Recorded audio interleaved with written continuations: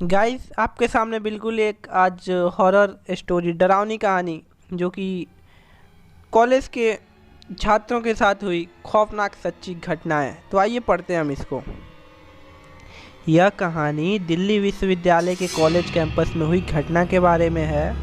मानो या ना मानो, लेकिन इस कैंपस में मुझे भूत प्रेत होने के कई सारे किस्से सुनने को मिल रहे हैं। इसी ही एक घटना के बारे में मैं आज आपको बताता हूँ। कॉलेज हॉस्टल के रूम नंबर 91 के एक छात्र जिसका नाम निकुंज रहता है बताते हैं कि कुछ दिनों पहले एक रात को जब मैं सो रहा था तो अचानक जोर शोर से भयानक आवाज़ें सुनाई देने लगी और उसी आवाज़ के कारण मैं जग उठा।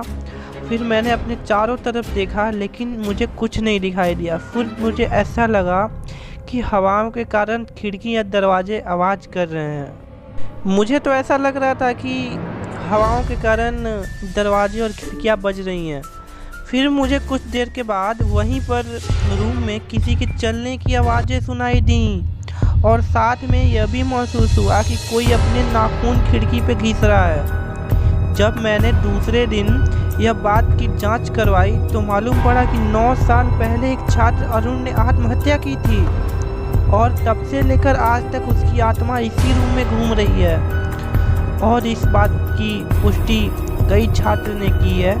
ऐसे ही एक दूसरी घटना, यह घटना 1998 की उसी हॉस्टल की है और यह बात की जानकारी उसी कॉलेज के एक ग्रुप ने बताई थी।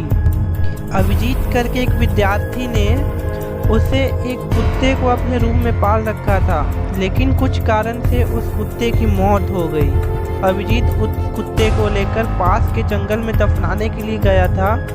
वापस आकर अपने रूम में जाकर सो गया था, फिर कभी उठा ही नहीं। अभिजीत की मौत कैसी हुई वो आज भी एक रहस्य है।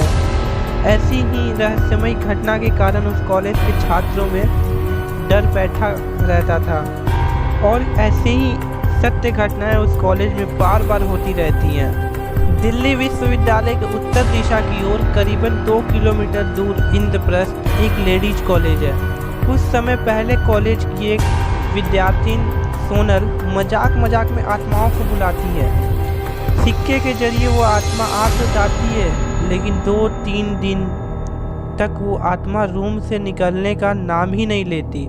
सोनल के कारण वो आत्मा कई छात्रों को हैरान परेशान करती है। बाद में सोनल उस आत्मा से माफ़ी मांगती है कि वो वहाँ से चली जाए। माफ़ी मांगने के 2-3 दिन बाद वो आत्मा वहीं से खुद वापस चली जाती है, लेकिन सोनल की हरकत के कारण उस कॉलेज से निकाल दिया गया सोनल को। ऐसे ही जो लोग रात देर तक पढ़ाई करते हैं उसे कभी ना कभी भूतों का सामना करना ही पड़ता है। उन सभी को ऐसे ही अदृश्यमयी शक्ति के होने का एहसास होते रहता है। आप भी कभी कभी ये फील करना कि ज़्यादा आप देर अगर रात तक जगो तो पढ़ाई लिखाई करो या फिर कुछ भी करो तो आप देखना कि आपको कभी ना कभी ऐसा लगेगा कि हमारे आसपास भूत प्रेत या फिर कुछ भी है। लेकिन ये सब झूठी बातें हैं, ये सब बकवास नहीं, ये सब बस कहानी के लिए हैं।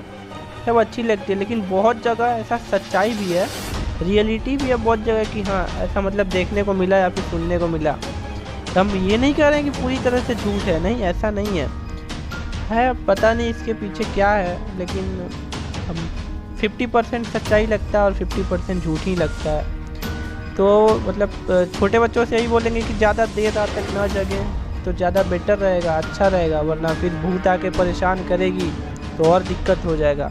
मिलते हैं ऐसे ही न्यू वीडियो के अंदर, न्यू स्टोरी के अंदर। तब तक के लिए बाय बाय।